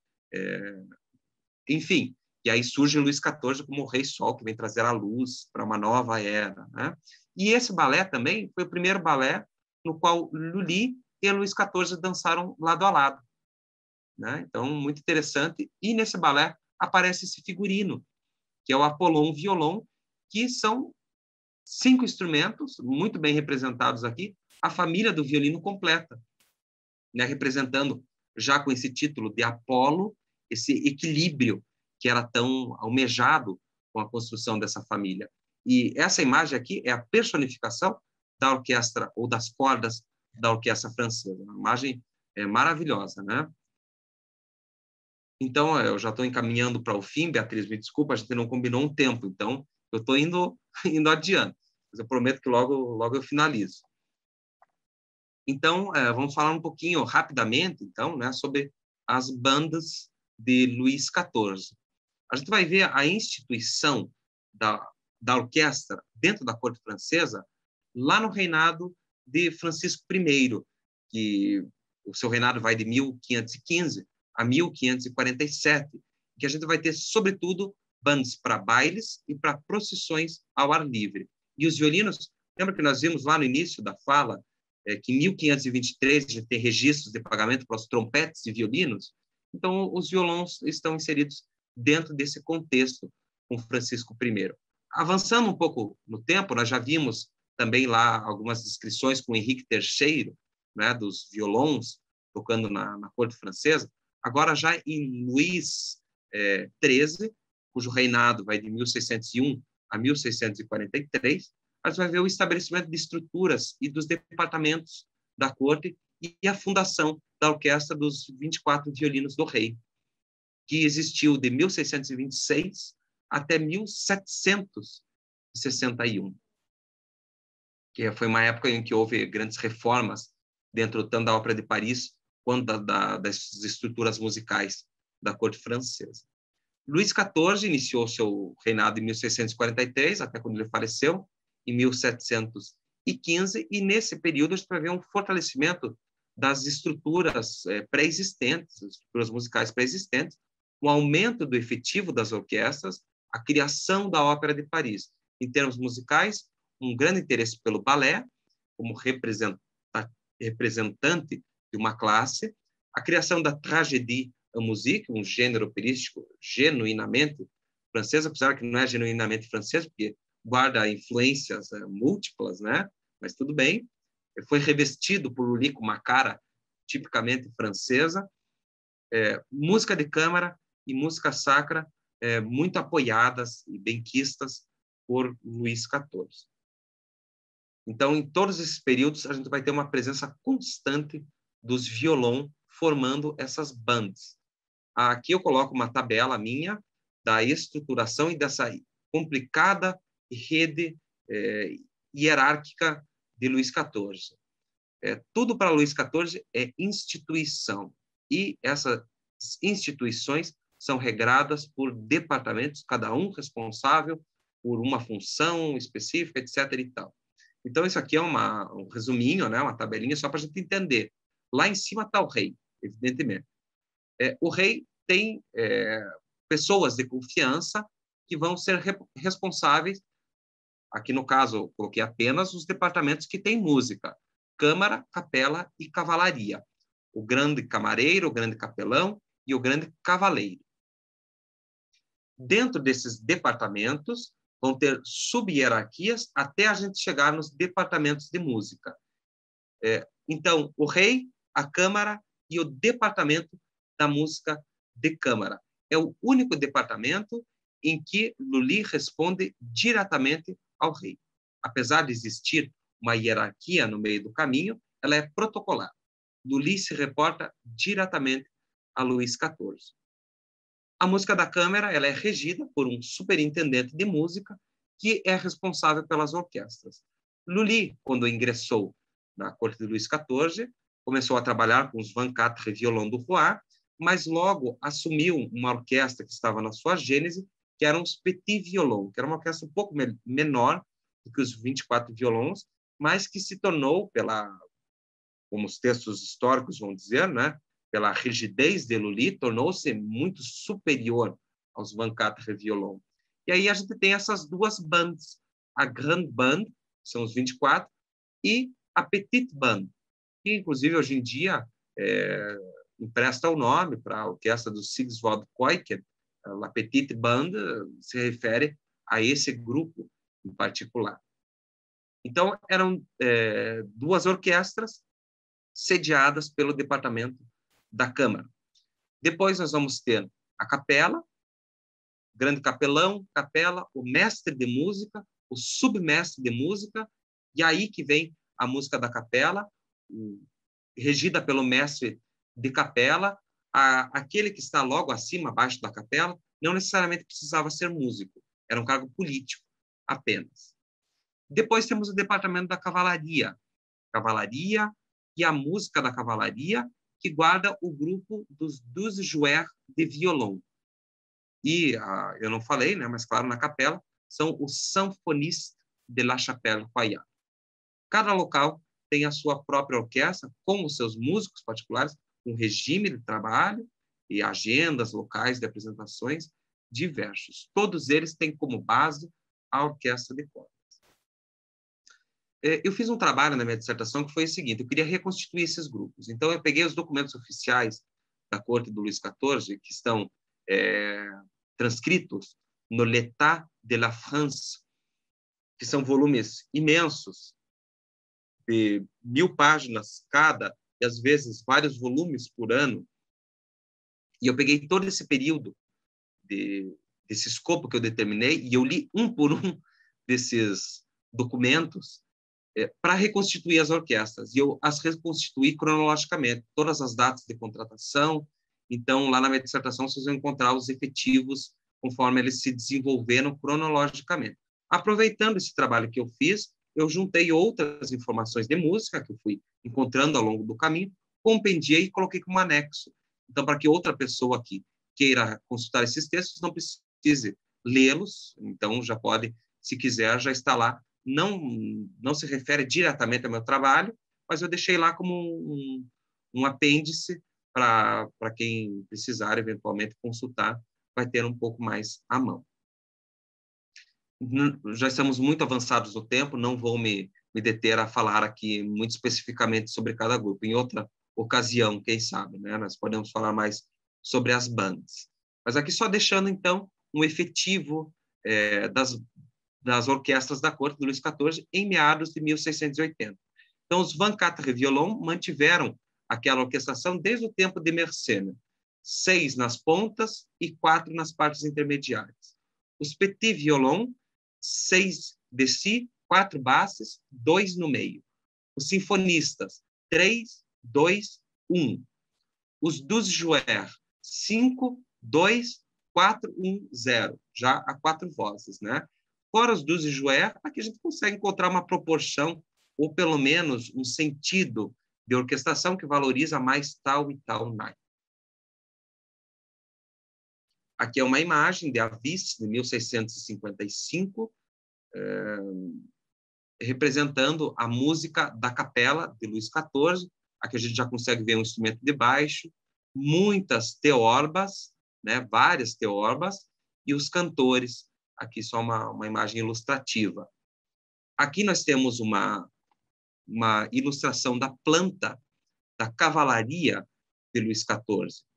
O cavalo tinha uma representatividade muito singular na época, era representativo de poderio militar, de força física, né? Luís XIV está intimamente associado ao cavalo, inclusive nas esculturas, nas pinturas, né? E aqui vocês podem notar que a planta representa também o casco do cavalo, né? Se a gente olha Versalhes de cima, ela traz essa simbologia também. E aqui é que ficava sediado esse departamento da música da cavalaria. E, por fim, aqui novamente, retomando aquilo que eu falei no início, a questão do decoro, aqui é um dos apartamentos da Câmara Real, com música de câmara, a gente vê um grupo de violinistas aqui em cima também, com instrumentos de sopro, numa parte separada, aquilo que eu falei no início, lá com relação ao decoro. Mas isso aqui ilustra também uma prática contínua de música dentro da corte. Por exemplo, o Lully também tem alguma coisa de música de câmara, né? Por exemplo, ele tem trios, né? Uma seleção de trios que eram para ser feitos na Câmara, mas claro que tinha toda uma estrutura de compositores da Câmara, inclusive o Marré trabalhava, e aqui, quer dizer, a gente está no Clavistes em Quarentena, é muito interessante notar a influência de Lully, que ele não compôs uma única peça para instrumento de teclado solo, mas ele é o compositor que mais tem obras para teclado solo, a partir dos arranjos que eram feitos à época. Na França, ele nunca escreveu uma peça para teclado, mas é o compositor que mais tem música para teclado que circulava nesse período aqui, nesse contexto em particular. Então, só para encerrar, pegando esses resultados de reconstrução orquestral, instrumental, etc., aqui no LAMUSA, que é o Laboratório de Música Antiga da UFPR, a gente criou uma orquestra, Le Plaisir, para ilustrar também esse sentido, esse espírito da época, e formamos uma orquestra nos moldes dos grupos que eu estudei no trabalho. Então, os equilíbrios, os tipos de instrumentos utilizados. Por exemplo, vamos falar sobre as violas. Eu tinha à disposição violas de diferentes dimensões. Então, já selecionei as violas de tal tamanho para tal voz, essa outra maior para outra. Foi uma experiência muito bacana. Nós preparamos um concerto, que vocês devem estar notando na foto, que tem várias caras conhecidas. Aqui está a Silvana, aqui nós temos a Cristina Augustin, de Niterói, a Zélia Brandão, aqui de Curitiba, a Lúcia Carpena, do Rio Grande do Sul. Bom, enfim, aqui tem gente de várias instituições públicas que estiveram lá presentes. Nós fizemos um concerto muito gostoso, em que preparamos um balé de Lully, que eu fiz a edição também na partitura, a primeira obra composta de Lully que se tem conhecimento. Aqui é uma foto também do nosso concerto, que foi feito no Memorial de Curitiba em 2019. com o intuito mesmo de pôr em prática aquilo que foi visto na teoria. Então, muito obrigado. Seria isso que eu queria deixar para vocês hoje. Muito obrigada, Matheus. Que pesquisa maravilhosa, como você foi cuidadoso. E, nossa, uma excelente contribuição que você deixa para nós todos, né? Que estamos pesquisando e mesmo que gostamos dessa música. Eu queria fazer uma pergunta. Bom, você falou sobre os instrumentos temperados, vagamente, mas você sabe o diapasão da França nesse período? Então, a gente vai saber que existia mais de um diapasão em uso. Então, a gente vai ter um diapasão para o teatro, um diapasão para a igreja e um diapasão para a câmara. Né? Então, na igreja, um tom mais grave, mais solene, e daí depois nos outros uma afinação mais aguda. Né? Então, era comum que os instrumentistas, inclusive, tivessem mais de um instrumento, porque às vezes ele tocava violino na capela e tocava viola, ou, sei lá, canne de violon, na Ópera de Paris, e fosse oboísta lá na outra orquestra, né? Quer dizer, essa sensação nossa ou essa nossa tradição de especialidade, né? Na época não era bem assim. É interessante a gente ver os inventários dos instrumentistas, que você encontra várias surpresas, assim como essas, né? Mas o diapasão, sim, seria isso. Tinha mais de um diapasão em uso na mesma cidade, né? E dentro da corte. Como eu Você falei falou. para vocês, Ah, quer dizer, uma pesquisa de 2019, eu sei que não faz tanto tempo, mas esses 2 anos caminhou bastante também, né? Então, eu deixo como sugestão, se alguém tiver interesse, está disponível online, mas em breve deve sair a publicação também, já com resultados mais recentes. e o seu doutorado, então você está nessa No mesma. doutorado, eu fui daí um pouco, agora estou um pouco mais adiante, agora eu fui para o Teatro da Ópera. Né? Então, cronologicamente, foi a sequência. Né? Então, estou indo pós-Lully. Né? No doutorado, que eu estudo são as revisões de obras dele na Ópera de Paris, que a obra dele continuou a ser tocada na Ópera de Paris por 100 anos. Muito, muito interessante, né? Para os parâmetros da época. Né? Ele foi tocado até a Revolução. Ele é um compositor do século XVII. Essa obra ela foi sendo revisada ao longo dos anos. Então, eu estudo o desenvolvimento da orquestra a partir das revisões da obra dele, né, que sofreram modificações assim, a ponto da obra ser recomposta, né, dependendo do revisor. Tem uma pergunta que eu também gosto muito da música francesa, né? Mas mais a música para cravo, né, o que eu costumo pesquisar. E sempre quando eu vou falar sobre isso, alguém me faz uma pergunta e eu vou te fazer agora. Eu tenho a minha resposta, mas eu quero ouvir a Vamos ver sua. se eu sei responder. Você acha que a música francesa foi inventada, que Lully criou uma música francesa para servir aos padrões da corte absolutista? Olha, certamente não.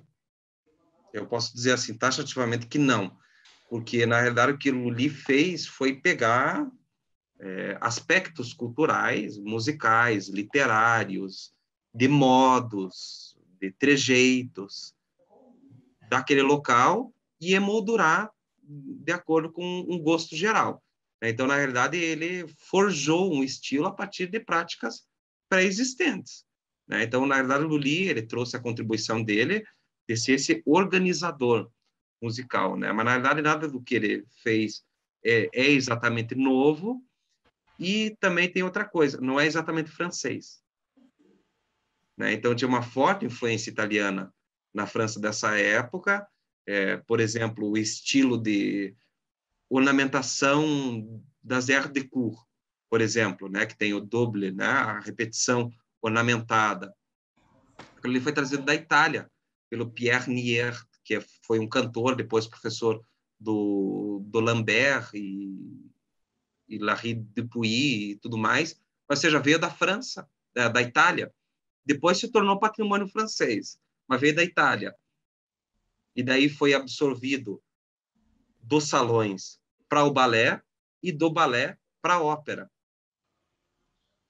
Então, quer dizer, não é exatamente uma característica forjada quando da criação da ópera, né? Foi um aproveitamento de um aspecto que já era cultural. Quer dizer, também é claro, não poderia ser diferente, porque se o interesse desse projeto político, artístico político de Luís XIV era utilizar a música como propaganda, então ele não poderia colocar aspectos que fugissem da sua própria cultura, né? Tinha que ser aspectos já correntes, né? E não necessariamente novos, né?